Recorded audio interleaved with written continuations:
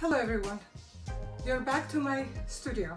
I'm Sofi Khachmanyan, and today I'm going to demonstrate how to sew a dress step by step. No matter what you sew, the number one thing is to press your fabric, first of all from the wrong side, spread it properly, lay out your patterns on it, big patterns first, small patterns second and third, and trace carefully and cut with precision.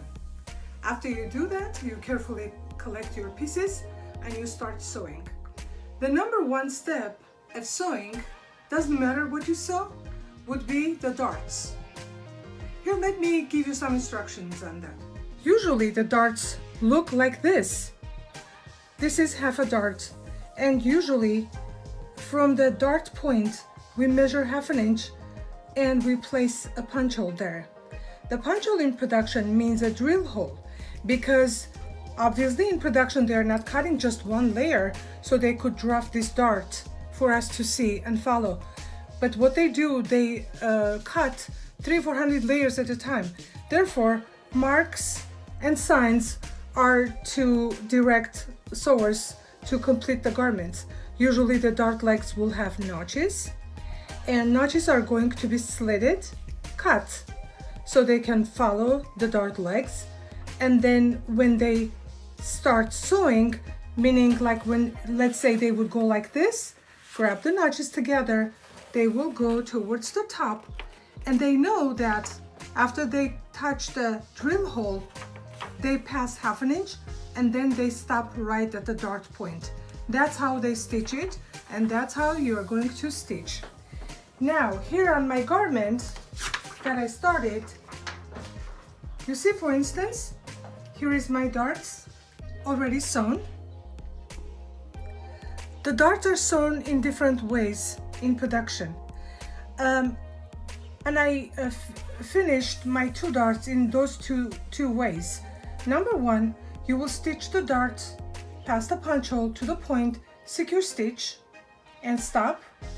And number two, when you're stitching one garment, you might treat your dart with great care. So what you do is you leave the threads hanging like this, and you make a few knots at the tip, and then you can cut.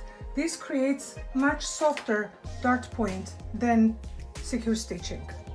After doing that, my darts are pushed towards the center and pressed. So this is the back of my garment, so darts are towards the center back. Meanwhile, my front darts is kind of cut out. The reason I cut that out was because this was a single dart for this garment, and the dart intake was pretty big.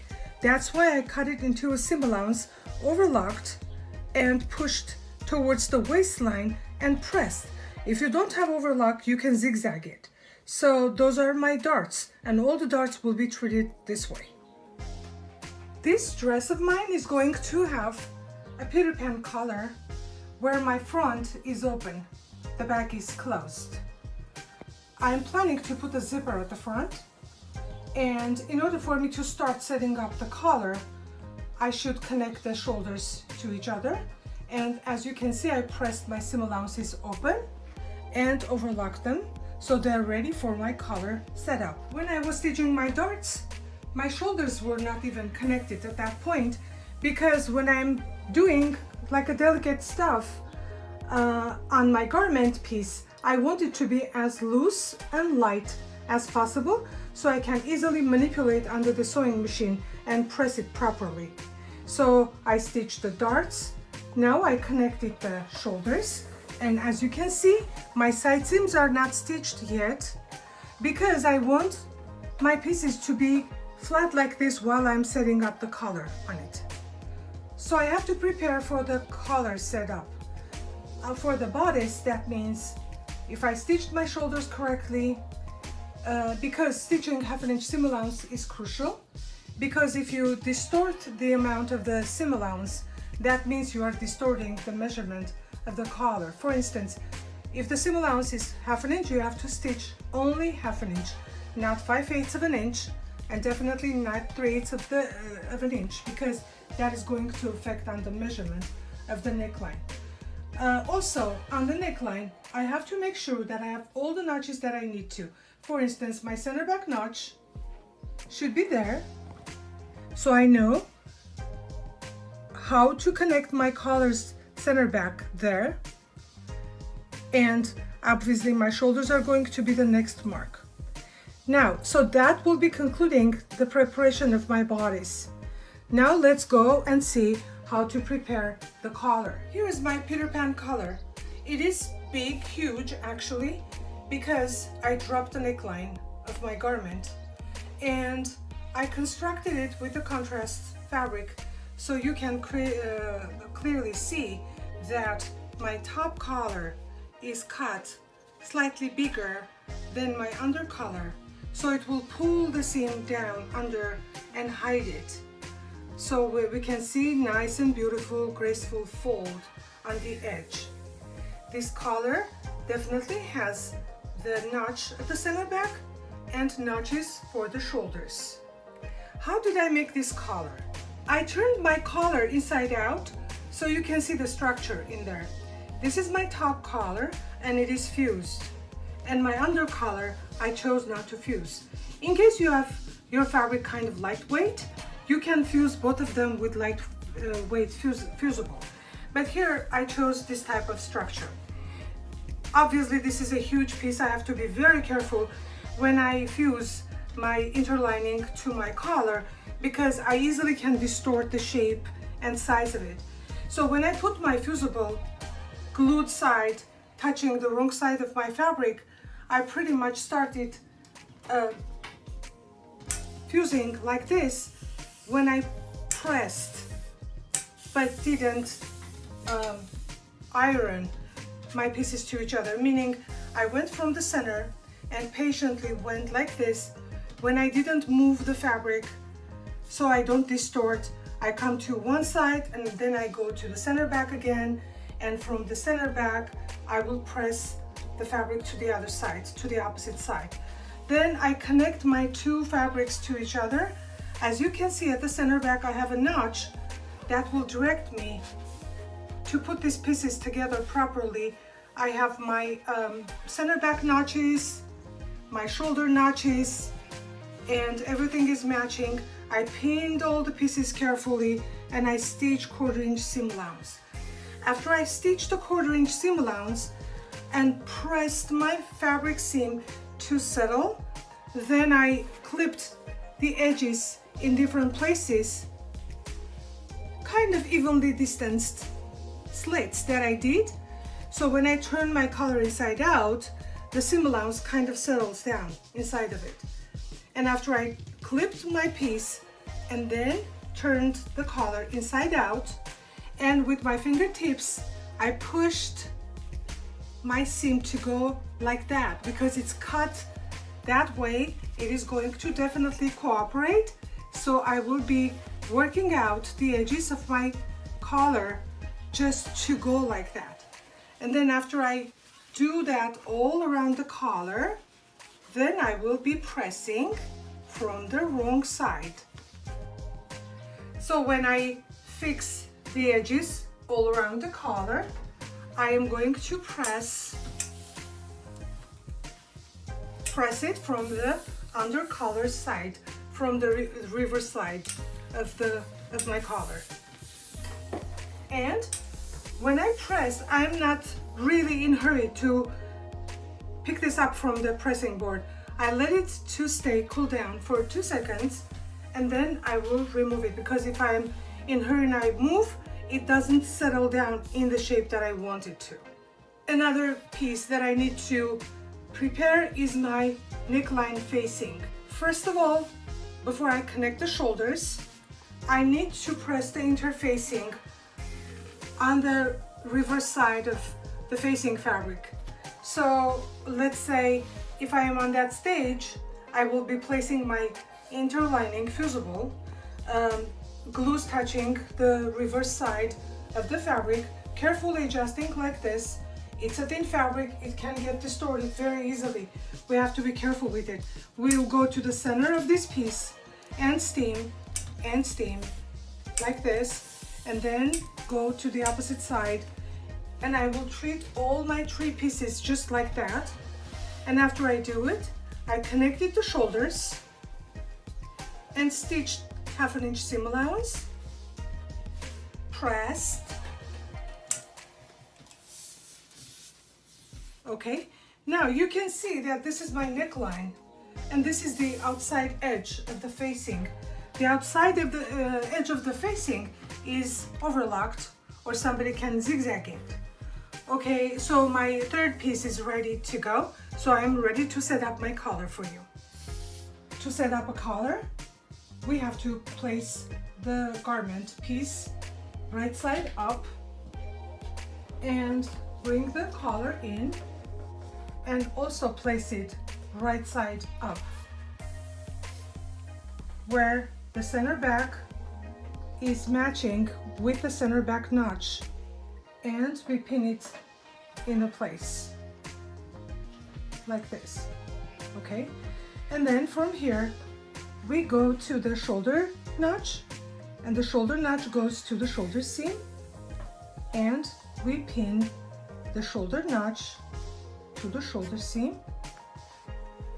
Continue pinning until we get to the point that we need to. I have to stop 1/2 inch away from the edge because I'm going to stitch my zipper there.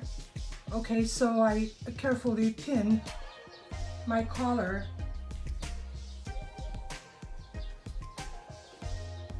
all the way where it needs to go. As you notice, I didn't bring the facing in yet. First, I want to settle the collar properly, and then the 3rd piece will come into play. Here I go again. Look for my shoulder notch, put it with my shoulder seam, pin in the place,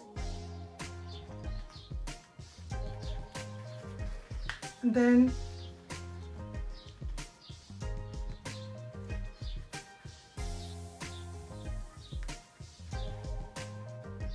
going to the opposite side all the way to the point where I have 1/2 inch seam allowance there, and secure everything in place. When I pinned my collar with the bodice, I noticed that for some reason I stretched the back neckline of my bodice a little bit. If that happens to you too, you can simply distribute that stretch evenly between the notches and then pin it. Later on when I stitch it, I'm going to slightly stretch it and stitch it so it falls into place. When the garment is washed, it is going to go back to its original position. After I'm done with setting up the collar with the neckline, now I'm ready to bring the bodice into the structure. You see, here's my center back notch, and this is my center back point. All I have to do now, unpin and pin it back again, and please pin it 1/4 inch away from the edge, because only on that line all these 3 pieces match with each other. In other words, I'm saying never do this kind of pinning. This is going to confuse you because it will change everything. So pin like this, and a small pinch please, because it kind of makes the pieces to work with each other as if they were hand basted. Okay, so from here on, then I'm going to go to the shoulder. You see, here I will unpin and pin it back again, same way, and on the way, all I have to do is unpin and pin, unpin and pin. See, now all 3 pieces are together. Let's keep on going until the center front.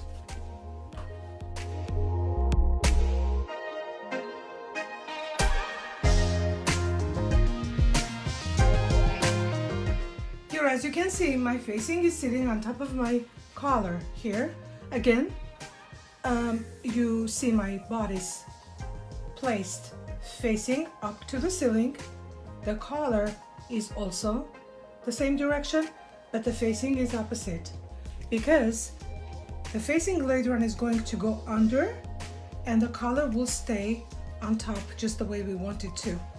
So I need this to be finished, pinned and finished before we go to the machine, because I'm going to right now stitch 1/4 inch seam allowance all around the neckline. And again, it has to be 1/4 inch seam allowance. So let's do it.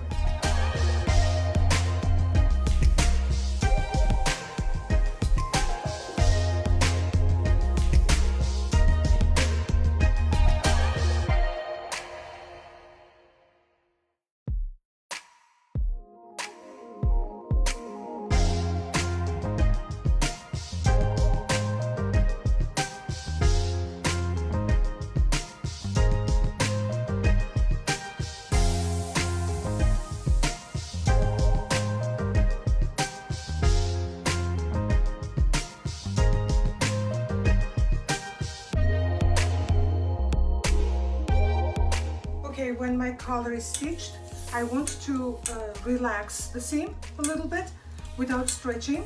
I am pressing for the seam to kind of blend with the fabric.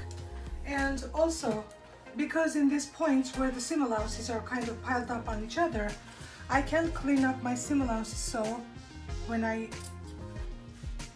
shift the facing towards inside, it doesn't create the bulk inside of it. So it is okay for you to remove your seam allowances a little bit, but don't go too close to the seam, please. Now I am going to press everything, and this is going to go like this and under. Okay, I am going to stay stitch it. Stay stitching means if I want this facing to stay inside, I need to stitch this inside with the seam allowance. So I push the facing down, and I'm going to stitch an edge stitch with the seam allowance. That will keep my facing down under, so it will not end up popping out when the person is wearing this garment. So that's what I'm going to do. After I press, I'm going to place my stay stitch, which is like an edge stitch, 1/16 of an inch away from the seam, where again I'm stitching my facing with the seam allowance.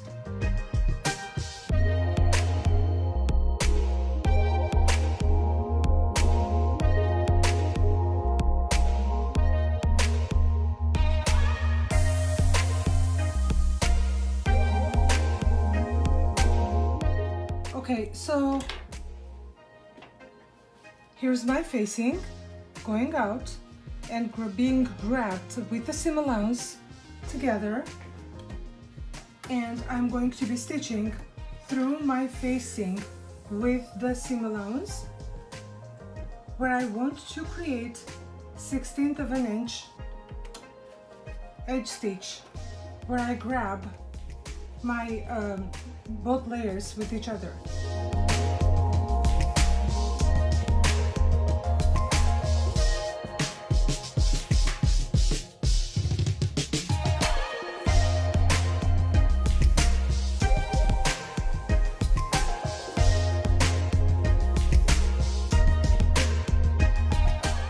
So I always make sure that I double check to make sure that my seam allowance is getting trapped underneath. And also, I want to make sure that I'm not getting some other parts of the garment inside of my seam that I'm not supposed to.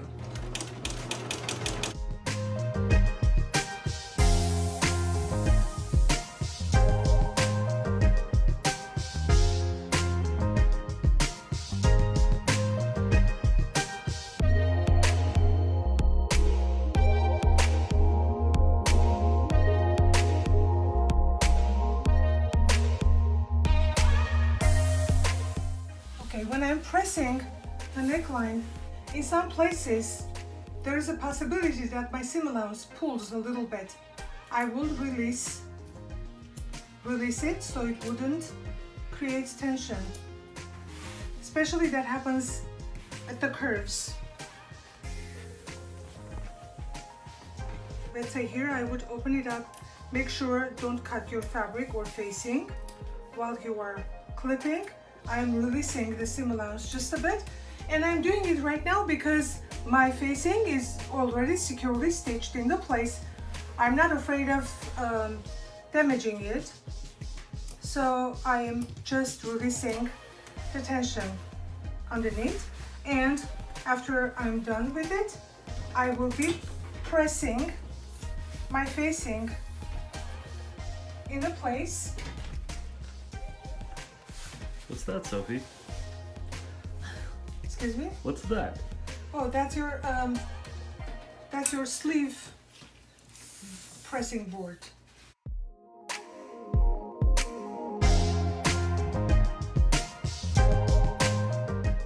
In case you don't have a pressing board like this, you can simply take your facial towel, you can fold it, make it double, and then roll it tightly, wrap it with a sewing thread.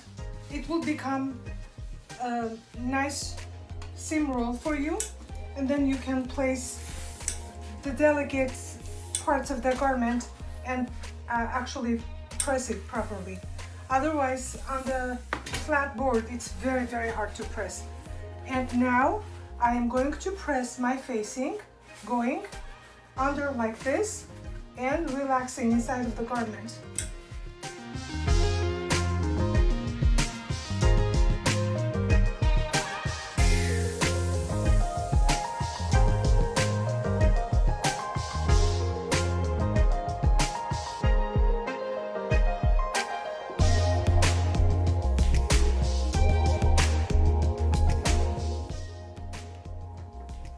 My garment is larger size than this dress form that I'm placing on, but I want you to be able to see how it looks when it's almost finished.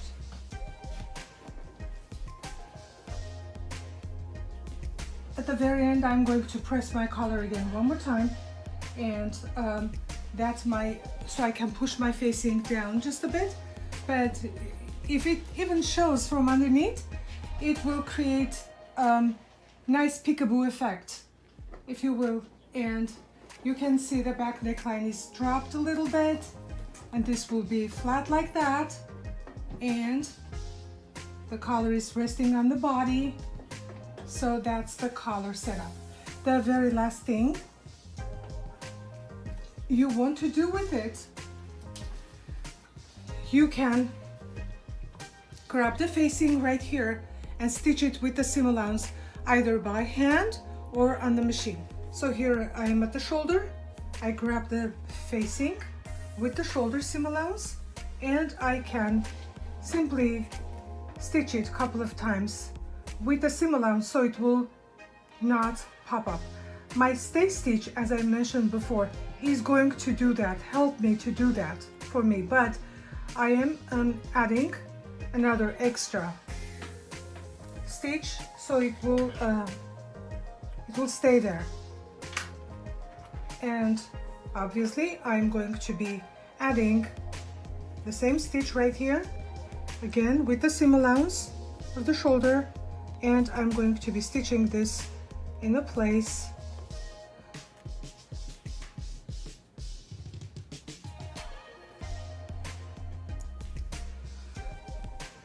That will conclude my collar setup for you.